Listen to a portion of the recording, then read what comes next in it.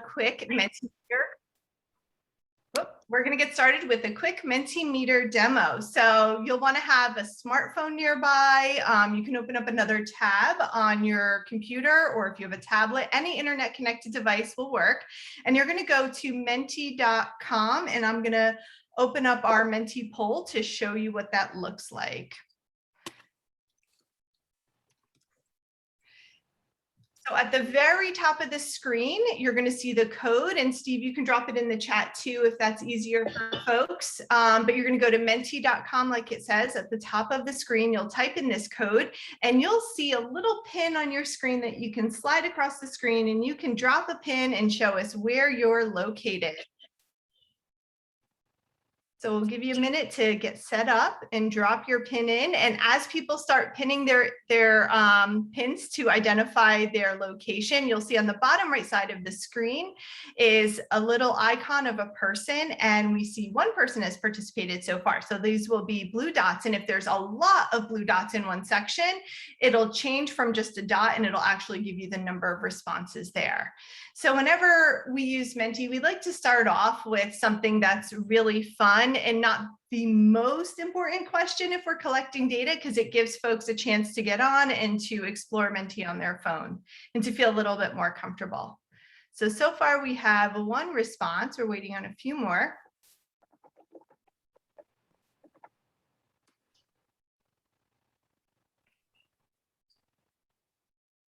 And I'm going to refresh just in case Menti's a little bit slow. They've done a few updates lately. I was playing around with it. Okay, so we see some more responses coming in. So you can see that there's a number 2 that's over there to indicate where folks are coming from. We have 7 responses so far.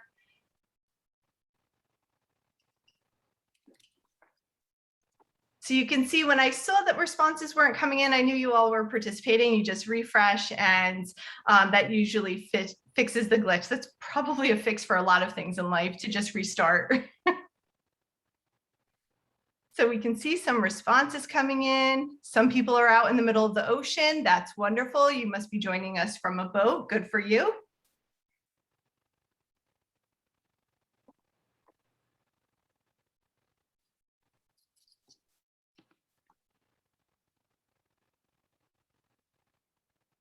So you can see how simple it is to just pin an image. So we have almost half of the folks who've responded so far. So at a quick glance, we can see where everybody's located.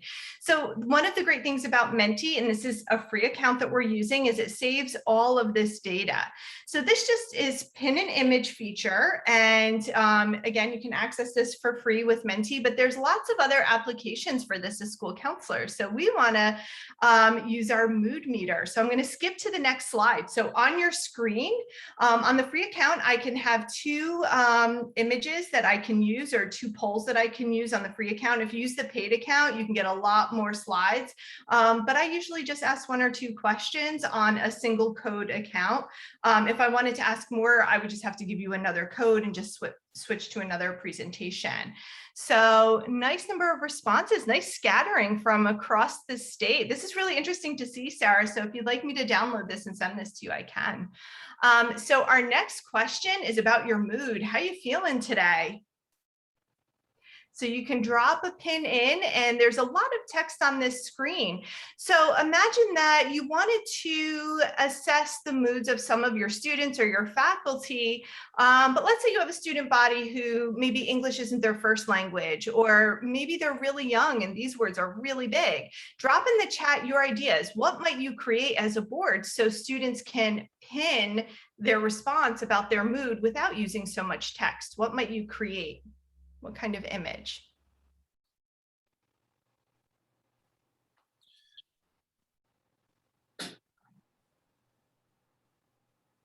Right now, Angela, we have a profane response in the chat.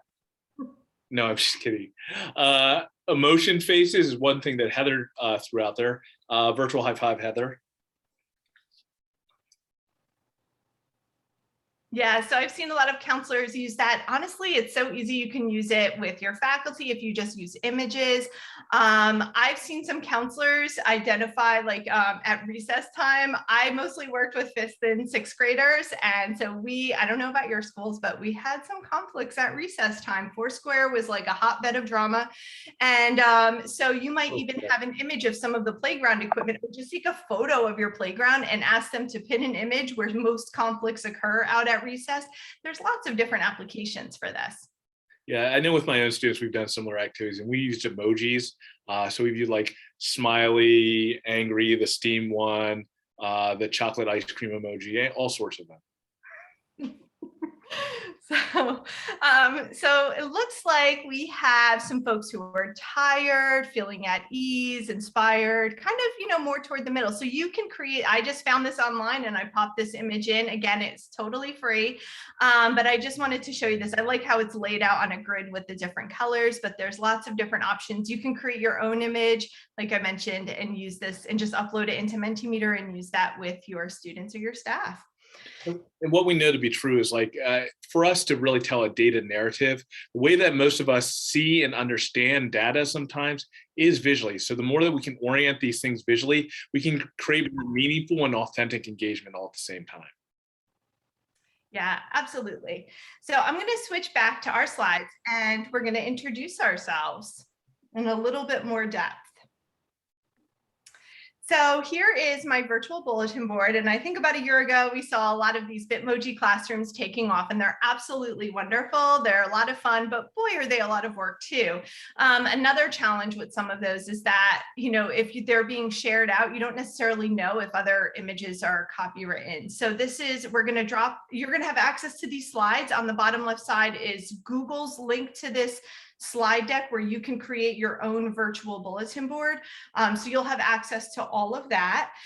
So here's a little bit about me. You can see where I went to school, William Patterson University. I'm in New Jersey, University of Pennsylvania, TCNJ and Rider. My school district offered some nice tuition reimbursement. So I went back to school a lot, but I'm totally done. I'm hoping somebody will give me an honorary doctorate, but I don't know how to get that. So I also am a member of our New Jersey School Counselor Association.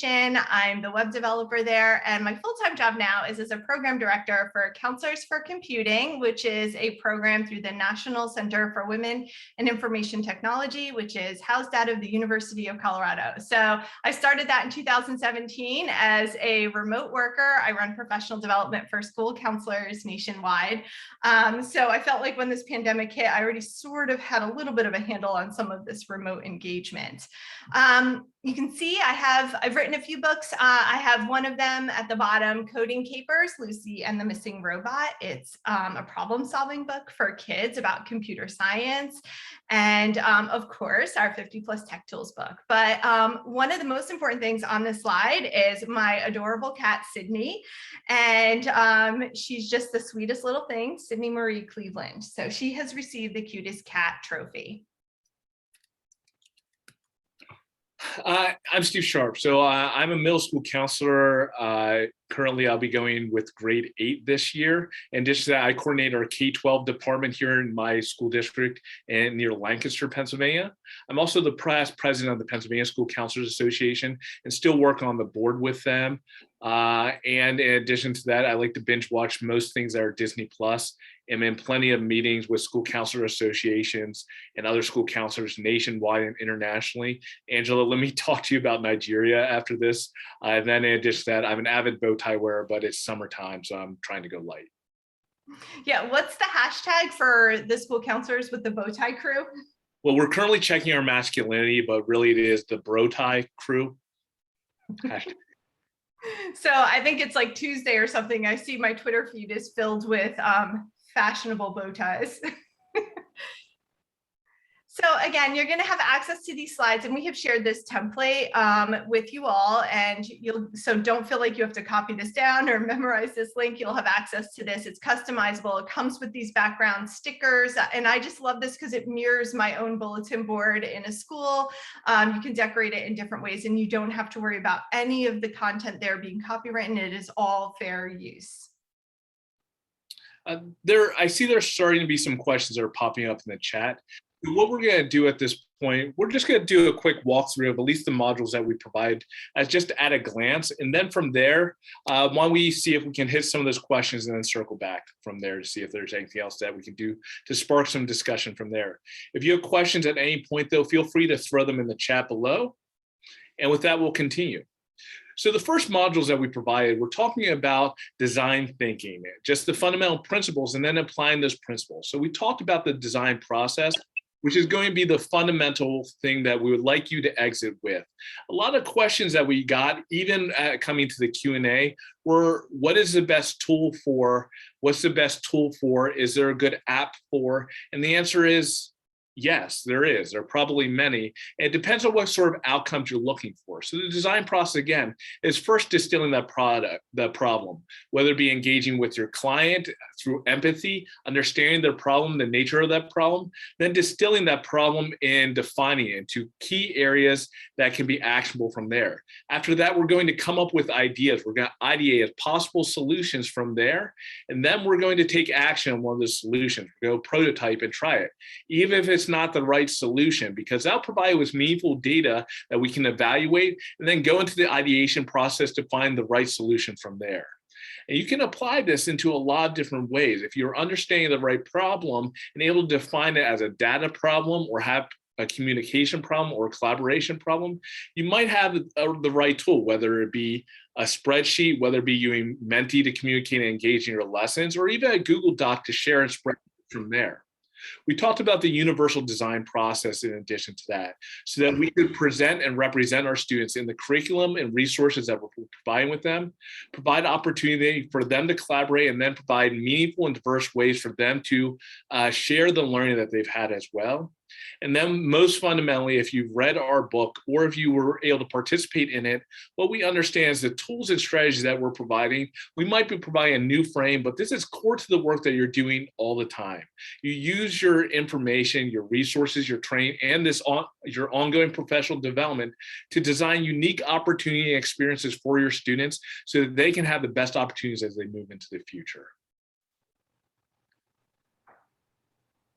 One of the things that we really wanted to focus on that would have been disingenuous not to recognize is really how to get the most out of distance learning. So again, distance learning is a design process, and we highlighted many of those different features to design a great distance learning or virtual learning experience. And the first one is we need to look at the foundational pieces. What is the staging like? This is both understanding what devices you're using and what their capabilities are. And this is the physical device. And then in addition to that, how are you staging your communication with it? Is it through a synchronous activity like Zoom?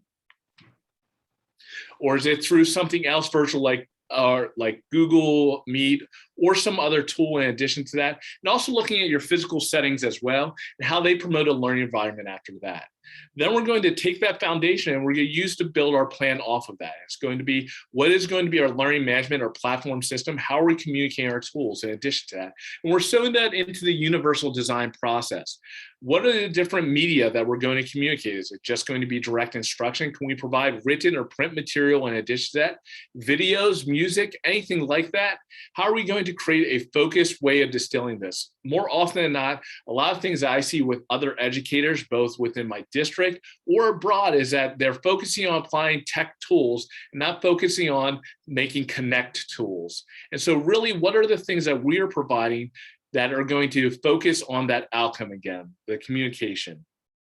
And then finally, in addition to that, what are the security and privacy issues that we can do to protect our students from there? We want to make sure as we're engaging with them that we're having frequent checks for understanding. After that, we want to create communication to how are we communicating both with our students and with other stakeholders, with the parents, because they can be unique. Parents and guardians can be unique partners to make sure that we're ensuring our students learning from a distance. How are we creating ways to scaffold or differentiate the learning experience for all of our students? And then again, how are we engaging and informing the parents so that they can have a meaningful partnership as well? So these are some ways that we thought to really understand the distance learning process. But to you, Angela. Thanks. So as Steve started to say in the beginning, we get a lot of questions about like, what's the best tool for this? What's the best tool for that? And typical counselor response, it depends, right? So I feel like we're facing right now a situation where there's not a lack of information that's out there. There's so much information and it's hard to curate. And if we start with the tool in mind, like how am I going to integrate Flipgrid into my school counseling program? It may not really meet our needs. And we want to start not with that tool, but what is our framework of what's going to work in our school counseling program? And that's going to vary from, state to state, district to district, and even from schools within the district. So these are just some questions that some key tool or some ideas that we used when we were curating our tech tools when we first started using them. And again, this will vary for each person, but I know like free for me was very important. I didn't want to have just a free trial of 2 weeks. I felt like that was too much pressure. I might reach out to a developer to say, hey, can I try this for a full year? Something that's versatile that can be used in a variety of different environments. I didn't want to use just one tool for one thing. I wanted something that was a little bit more versatile. I wanted to make sure that it was created by established experts in the industry. And also I was looking at accessibility as well. And, we come into our world with our own experiences and our own biases. So sometimes it really helps to connect with others and say, who might not be able to access this tool? What other challenges might someone have that makes this tool just not something that's not going to work for them or is going to create barriers and make them feel that they're not welcome in this environment, that they can't participate. So these developed tools are really important, established by experts with accessibility in mind, tools that are customizable. Like the one thing we know as school counselors is you cannot just take something that's cookie cutter and push it into different programs. We know that all of our students have unique needs, not just within our district, but from year to year. And of course, embedded data collection. Just sending out surveys afterwards doesn't always elicit great responses, a great deal of responses that give us reliable data. So embedding that data collection throughout our program is really important, and not just from students, but from other key stakeholders.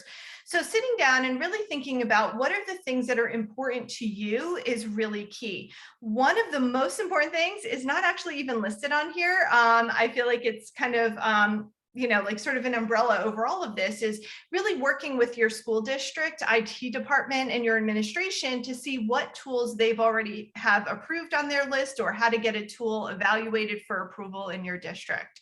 So some of you may be working in a district where they're very tech savvy, they're very encouraging of you trying new tools, and others may be in a district where folks are a little bit more hesitant. They want to see that other districts are using these tools first. So the culture of your district, and those are all important factors to consider.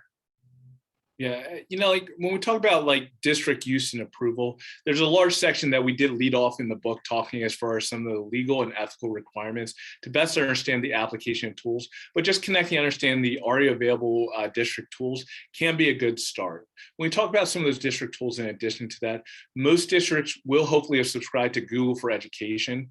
We did platform to have a separate section strictly to talk about applications of Google from one of these specific things. Google has a lot of different products designed to be used by educators and in other workplaces. And so it provides a unique opportunity to design specific tools and have them interface with each other in almost seamless ways. So that's why we did take some time to really highlight on both Google Docs, Sheets, Jamboard, and so much more from that. That could be platformed through something like Google Classroom in addition to that.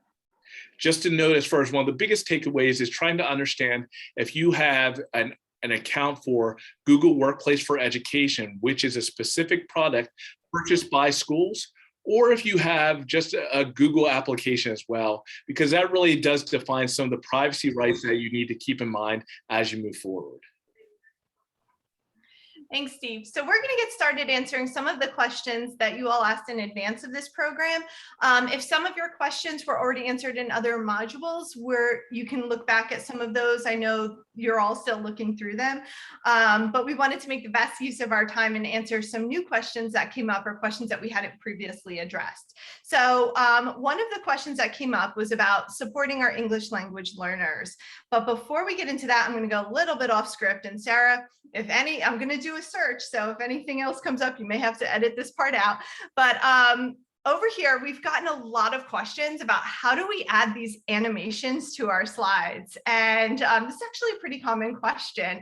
So what we do, there's a few different ways to do this, but we're going to show you one of the easiest ways. And if you just search for GIFs or Giphy.com, you've probably been there, or if you like peanut butter, you might call them GIF, but you can search for something like sparkles. So I can't necessarily control what's going to come up in this search. So you'll see sparkles. And then what I do is instead of this section here, I click on stickers and you'll see all of these sparkles that come up. So let's say I really like this sparkle here.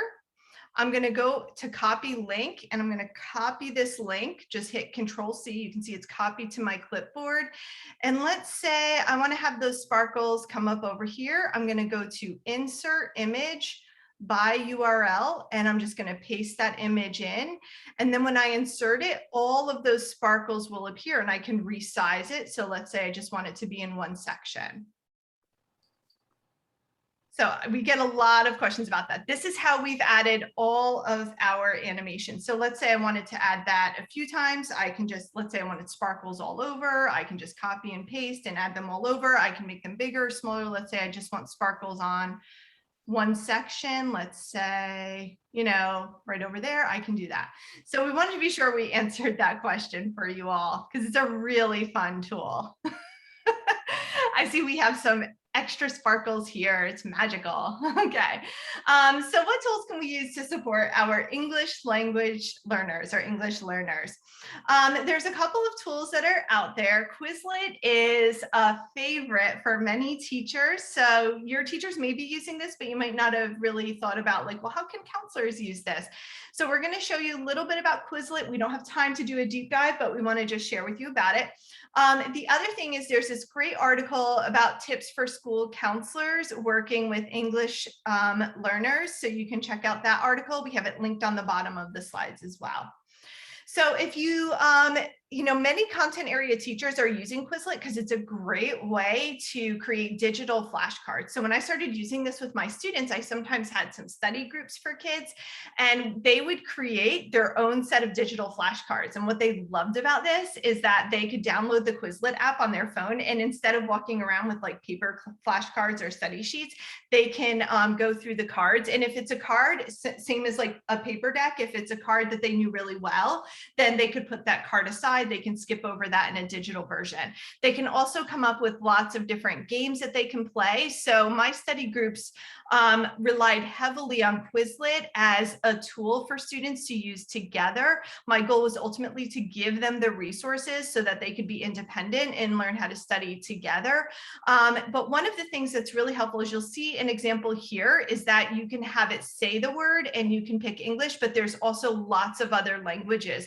So if you have some students who are just learning English and they're trying to memorize some vocabulary for a class or some other learning concepts, this is a great resource because it has a variety of languages and it also has that audio piece and also the images that you could add. So there's, this is just a step-by-step set of instructions for how you can sign up. It is free to sign up. There are free accounts you can use. There are paid versions, but I've never had a need for the paid version. The other thing that I encourage you to look at with Quizlet is for your students who are still like getting comfortable studying, there might be some flashcard decks that are already out there. So I've seen a lot of counselors that have just gone, who are like in graduate school, and they've just gone on to Quizlet to look for flashcards that are already out there on whatever topic it is that they're learning about in school. So there are publicly available flashcards that you can access and lots of games that kids could play with them. So it's not just studying with flashcards, just sort of set it up that way. And but you can play like the gravity game, you can do live quizzes, it's lots of fun. So it's a different way to study for students. Yeah. So Steve, I'm going to stop sharing and turn this over to you because our big question, we get a lot of questions about data is, you know, just understanding how to analyze it quickly and easily, and also how to make data jump out on a slide deck. Yeah. So I'm going to stop sharing, turn it over to you. Great, I'm going to take the share from here. And so just as we're pivoting away, when we talk about supporting our English learners, one other thing to note, we did talk in our Google module of how you could use Google Meet to be a free translation tool in addition to that. So make sure you check out that previous module as well. All right, so I'm going over right now. I'm going to take the share. And so right now you should be checking out some of my Smurf data right here. So there's a lot of questions that are out there on what is the best tool to use, whether it be Google Sheets, Apple's Numbers, or in addition to that, Microsoft Excel. All of those are going to have similar features and have similar language tools when it comes to your formulas. With Excel being the primary model, my personal preference being Google Sheets. One of the reasons for both Google Sheets and Numbers is they both have the ability to recommend and also autocomplete formulas for you. So simply by remembering to type the equal signs, both Google Sheets, Numbers, and actually with the most recent version with Excel, they'll start recommending formulas for you that might be appropriate for your number set.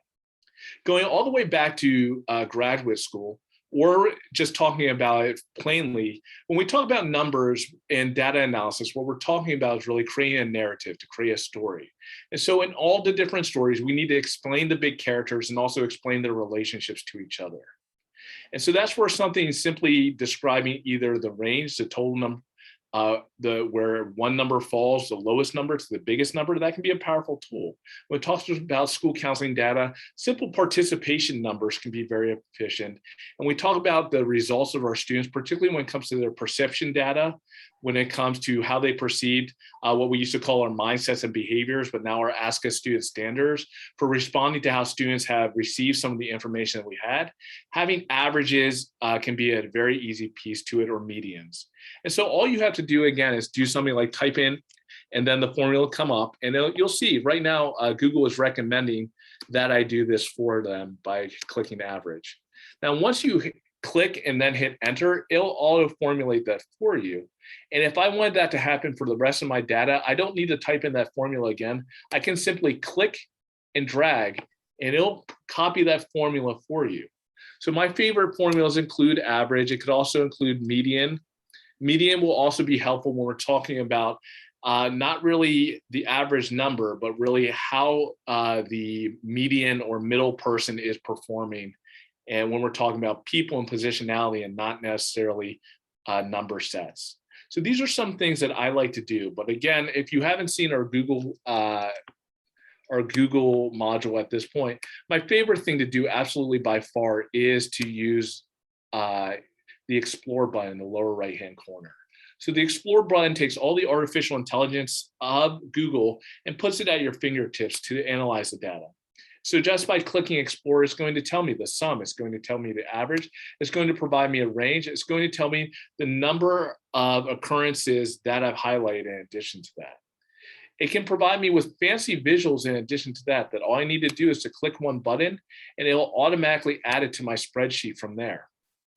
And I can take this and add this into reports. I can provide I've done this several times over, where I provided just pulling out the data and with one click, provide this in reports to my advisory councils. And also what I like about Google Sheets in addition to that is it's going to make inferential statements too. It'll tell us things that it seems to look interesting to it as well. So Hefty is going to be the most interesting smurfing Smurf of them all because of his smurfiness Smurf, of how it seems like he builds, he escapes the most, but that makes him really low on his ability to make houses. So these are some things that we can look at or have Google look at for us sometimes, which can be a powerful and easy tool to use. Are there any questions as far as data as we shift back over? And as we're talking about it, we're talking about, again, privacy and security. And the one part is Microsoft applications like Microsoft Word and Excel. They are secure. They are both HIPAA and FERPA compliant, as is Google as well, even though it's web-based, because more often than not, when it comes to the compliance, it relies on us, the user, and who we choose to share it with. And that compliance issue is more so understanding I agree, Rhonda. And some of that relies on really who are the people that we're sharing with, and do they have a legitimate educational interest in that data? But back to you, Angela. Okay, so we wanted to pause here and see what questions came up. I was looking through the chat a little bit, and it looks like there was a question about copyright with GIFs. So that is a great question. And the answer to that is that it's sort of a gray area. It can be best, especially if you're using these for school, to include where the image came from.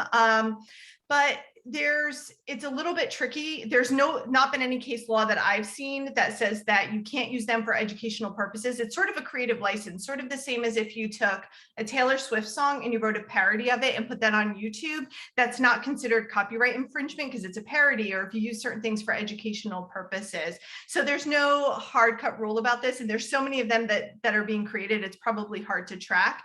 But definitely, if you are going to cite them, probably best practice, take a look at what that citation is, because there's been a few that I've seen come up that that the actual title is not school appropriate, is the best way I can put it. So just look at what that citation may be before you put it on a screen.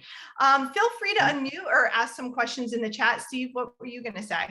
Yeah, those Taylor Swift citations can be hard, but you can't forget them. They're tough to shake off. And then in addition to that, at least what I like about Jiffy is that it does provide you with a cited source that you can embed in your notes or put to the side.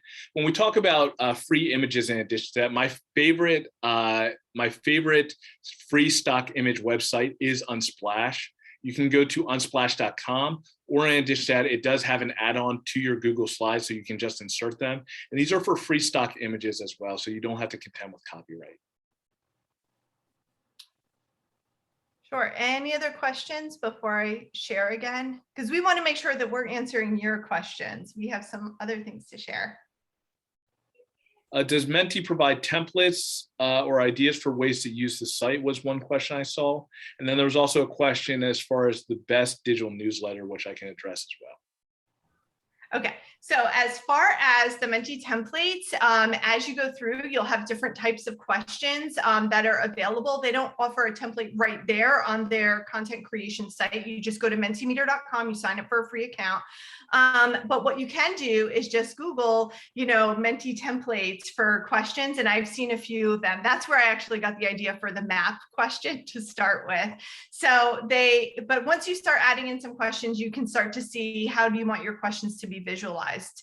But I think a quick Google search will give you some ideas of how some other folks have visualized their data. Steve?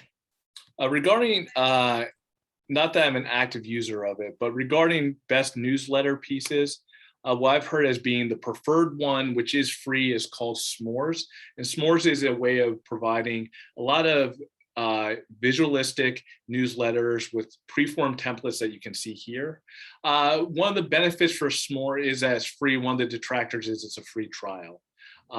The free version does provide email blasts out to about 200 people. So it can be a powerful tool that if you want to use. I think it allows you about 3 or 4 newsletters.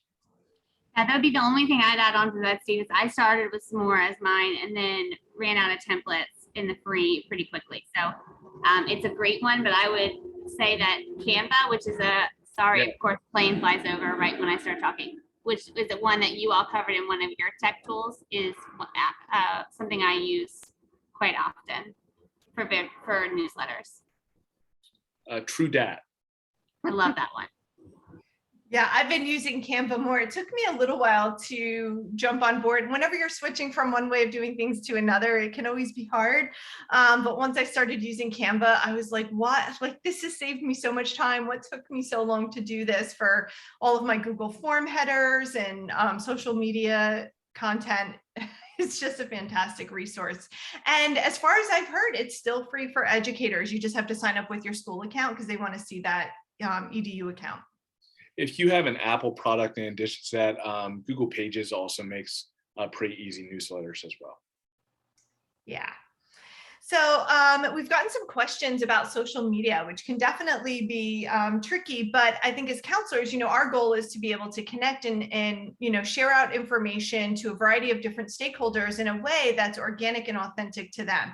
So, sometimes like I have personally felt that like originally I was sending out a lot of emails, but then I just looked at the open rate and I saw after a while, like people, especially right now, this past, year or so in education, people have been inundated with information through emails. I was reading something the other day about how the volume of emails that went to educators and especially school counselors with questions was, increased by, maybe 2/3 during the pandemic. You have probably all experienced some of that too.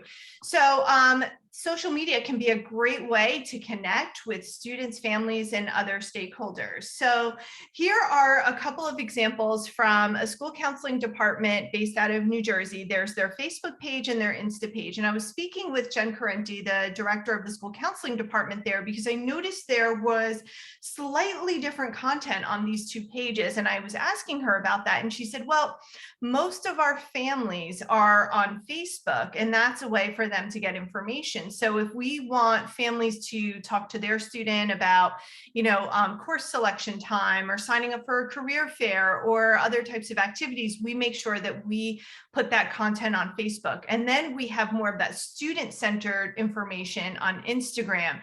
So these are two pages that you can take a look at to see how the messaging is different for these two audiences. And this is a great example. This is really the first time that I saw some of the same information being delivered with different messaging for different audiences. And that just got me thinking a lot more about how, I never had a marketing background as a school counselor, but in so many ways, we're just thinking about meeting the needs of our population and how do we communicate with them in a way that's really helpful.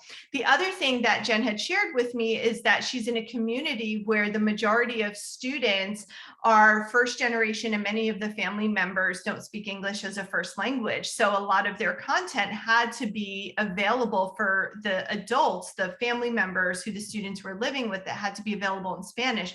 But many of the students did speak English, so they didn't necessarily have to translate a lot of information on their Instagram.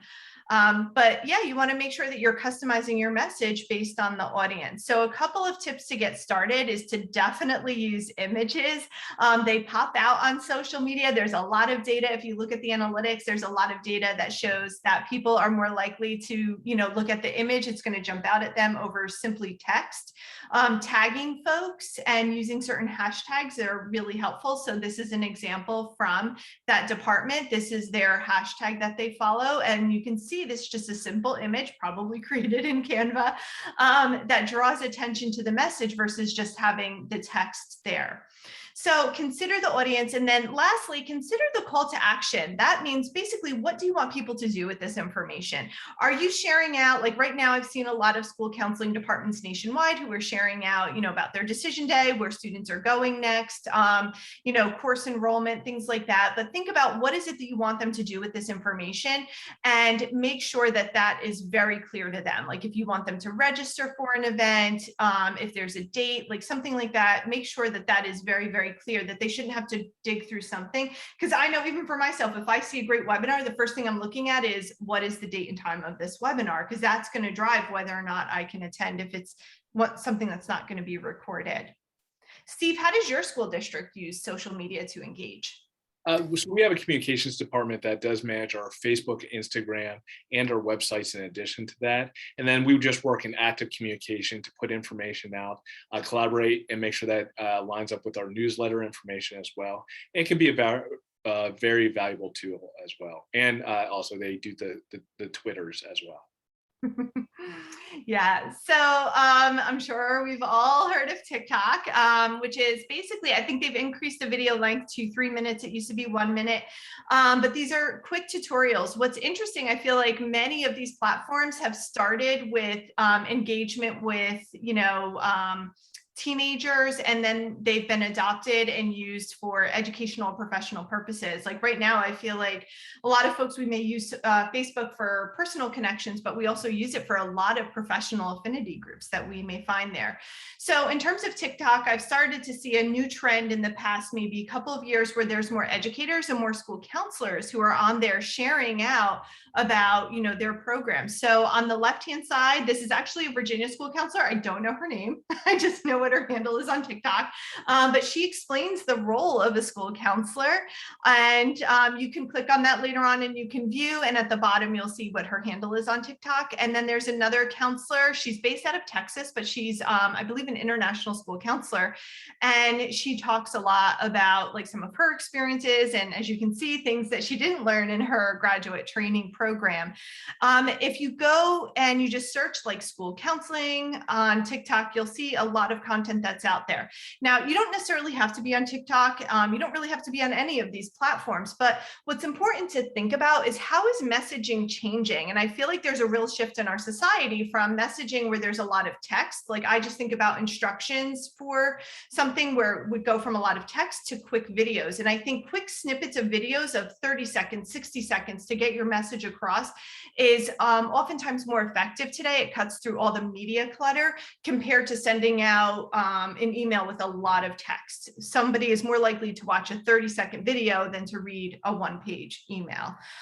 So you'll see some of the ways, just looking at this, like I like the overlay of text, the captioning that's there, how they'll highlight key aspects of the message that they're trying to communicate in these videos. So I'm not saying you have to be on TikTok, but looking at how students are communicating today, or how we're just in general communicating with short video clips, can be helpful to cater our message.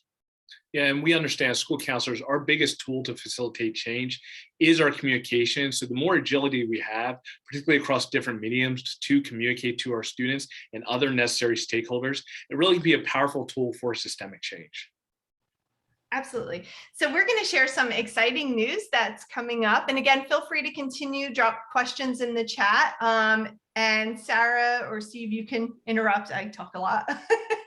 So if there's any questions that come up, feel free to share. So we want to share some exciting news from the American School Counselor Association about a tech tool specialist training. So Steve, you want to share out the information? And you all are the first to hear this.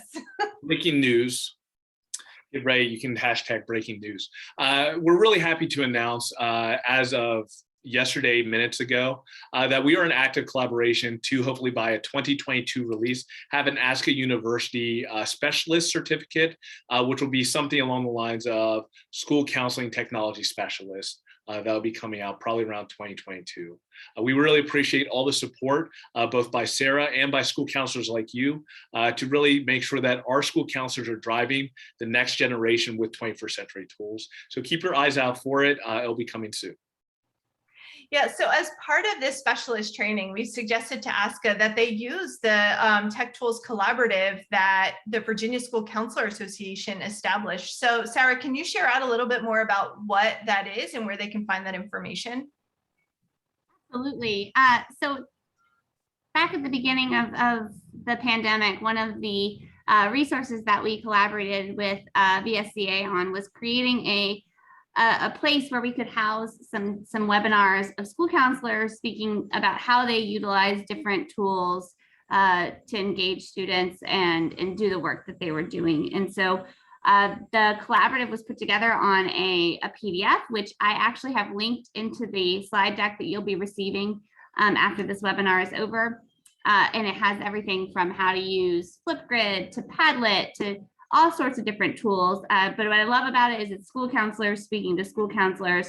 So they are talking about directly how you can use those tools with the work that we do as counselors. So great resource. I highly suggest checking it out if you haven't done so already.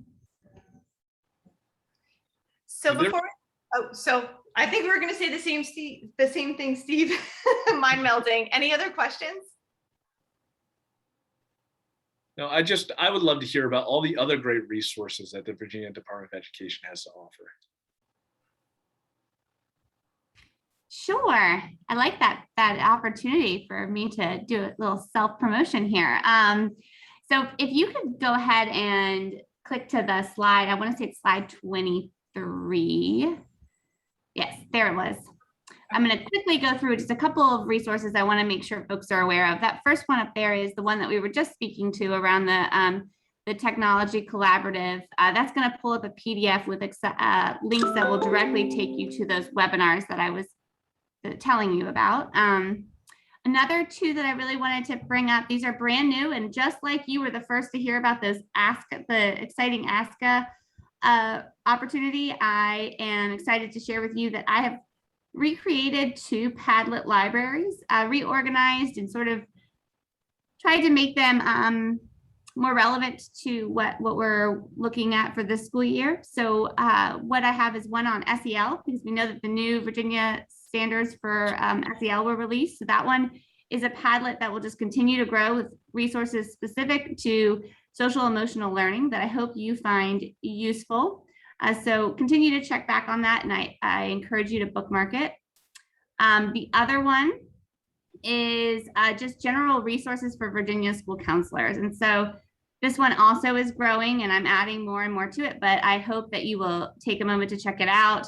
One thing I will say, and this speaks specifically to what Steve and Angela were pointing out at the beginning, is we don't want to start with the resource in mind. We want to start with the student in mind. So it's really easy to get lost in these resources and want to use them. But just make sure that when you're looking through that you're keeping in mind what is actually the need that you're trying to fill. And we're not just using things to use them. I think that's when I know personally I get a little overwhelmed, is when I want to use all these things. But if we stay focused on our students, then hopefully it will help us to weed through these a little bit, I guess, more efficiently and with some intention.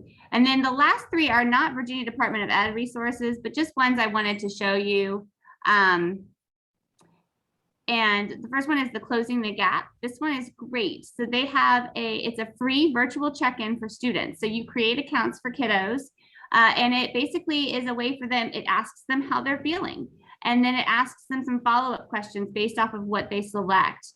And then it even offers coping strategies. And then if you sign up as their counselor, if they ask or they say that they need to speak to an adult, it will alert you. You can also run reports and see, if there's any trends in how students are reporting. It's great. It's an excellent resource. I highly recommend it. It's one that teachers could use with their students in the classroom, or it's something you could use with students that you were maybe doing a tier 2 or tier 3 intervention with.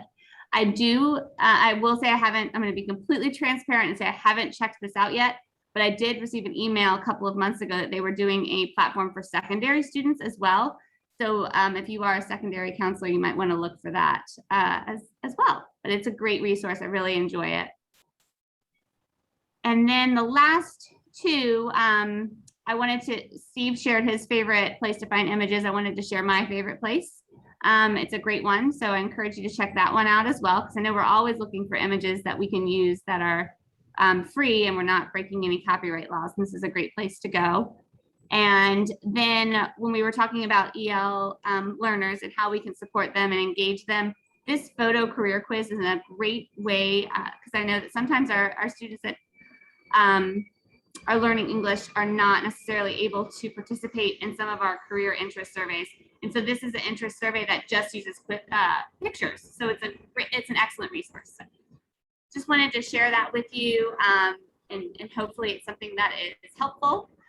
And just stay in touch, and I'll continue to update our Padlets with more and more resources as I see them. But please know that any resource that I put on those Padlets are resources that I have vetted myself. I have made sure that they are worth your time and they are free. And I actually purposefully selected that diamond on the one Padlet because I wanted you to know that these were gem resources. They are worth your time to click, because I know that your time is valuable. So I hope that this helps with wading through the many, many things that are out there. Sure. And I want to point out, if you're new to Padlet, that look at all these resources. So there's several toolbars. So you can go across and you can see the resources. And then for each one of these sections, you can scroll down. So I just like to point that out if somebody's new to this, because you might just think it's this section here if you don't look through it all. This is fantastic. Wow, you all are paving the way for the rest of the nation. This is amazing. Yeah, Sarah, really thank you for all those resources, this chance to collaborate, and really all the things that you do for school counselors in Virginia. Thank you so much. Sure. So before we go back to our slides, Steve, and Sarah, do you want to see if there's any other questions in the chat? Yeah, there's one question that now two. There's one question that popped up in the chat. Is there a specific tech tool that is great with students K through 2? And for our primary students, again, I don't want you to think as far as, is there a specific tech tool, but how are you looking to connect, educate, inform, or intervene with those students? What we understand for our students who are in our primary grades, in addition to that, is that they have a lot of insight and a lot of experiences, but they might not have the language tools, specifically the literacy tools, to help them to navigate a lot of these technology applications. So something that is more visually oriented or pictorially oriented might be very beneficial. To kind of pivot off of that, I think Angela could talk about her introduction to at least technology and ed tech from there. Sure. So in one of our modules, we do dig a little bit heavier into technology tools for younger children, that K-2 age group. So definitely check that out. We've featured some interviews from school counselors in terms, because just in a broad statement about tech tools for young children, like Steve said, it's helpful to know like exactly what you're looking for those students. But a general tool is Seesaw, and you'll see an interview with Gina, who's an international school counselor. She's based out of St. Martin, and she talks about how she has used Seesaw and her entire district has adopted it for their students to use and as a communication platform for their families. When she says district, she means the government of St. Martin. Yes. So I know we're getting close to our time, so we're going to share out just some closing words of wisdom. So I want to share out with you a personal story. This is a quote I have quoted myself. But one of the tools that I started using as a school counselor was something that was inspired by a literacy teacher. And I saw she had a bulletin board up in the hallway that listed the different aspects of the story, like the rising action and, things like that. And I was like, whoa, I have a group of our I had a student group where they were making some comic strips. We talked about some challenges they were having, and they made comic strips with them as the hero, sort of a social story with themselves at the center of it. But one of the challenges in my group was that many of the students felt like, oh, if I want to change this, I've already drawn this out on paper, then I have to start over. Or I had some students who were reluctant to draw, and some students who had a tremor or had some difficulties just holding a pencil or a crayon, and it made them a little bit reluctant to participate. So that's when I reached out to this teacher and I said, hey, I'm doing an activity similar to what your students have done. Tell me more about this. And she introduced me to Storyboard that, which was great. I can use 6 different slides. I can embed characters. I can change everything about them, their skin tone, their facial expressions, their body language, their clothes, the backgrounds. It was fantastic.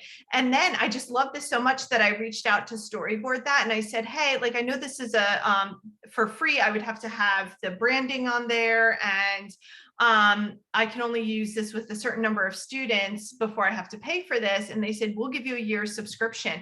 And I used this for a year with a lot of my students. I did it. I had comic strips with my new students, giving tips to other new students who would be coming in that year about how to manage lockers and changing in gym class and the cafeteria, things like that. So it just took an activity that I was doing already. My students were already creating this in our groups as a project. And I took this and I made it digital, and it just made it more accessible for more of my students. So I share that because, again, the technology tool didn't replace what I was doing. We were still doing this activity together.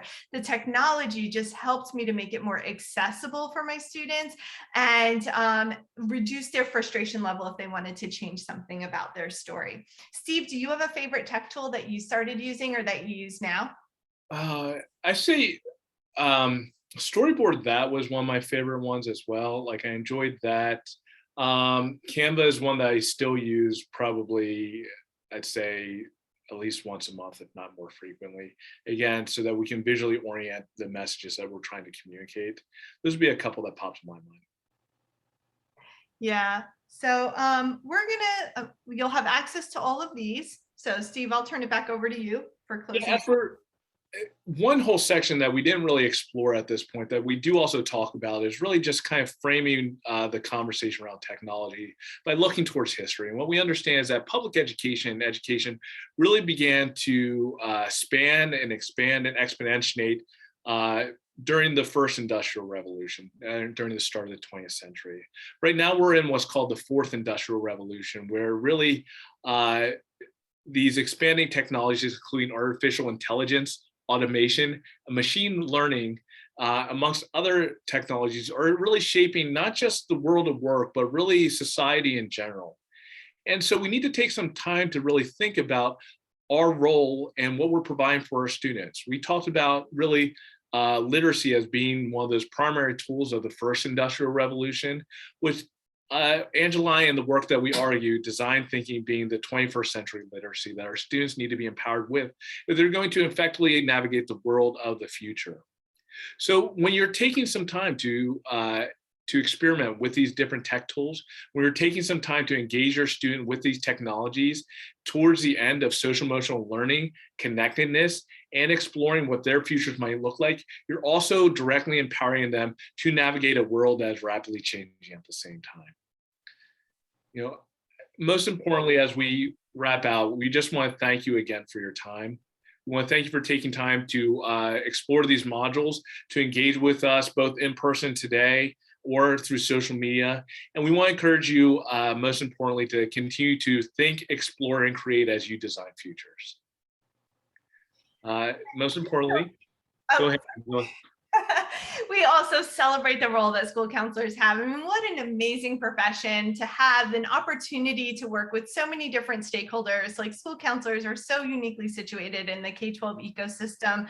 And, you know, I feel like in many ways, because we start our day with a plan and then that plan changes on a dime, we have learned that the only constant is change. And, you know, as much as this has been a very difficult time, I feel like as school counselors have very much had the mindset about like just keeping those students at the center of our focus and meeting their needs during these challenging times.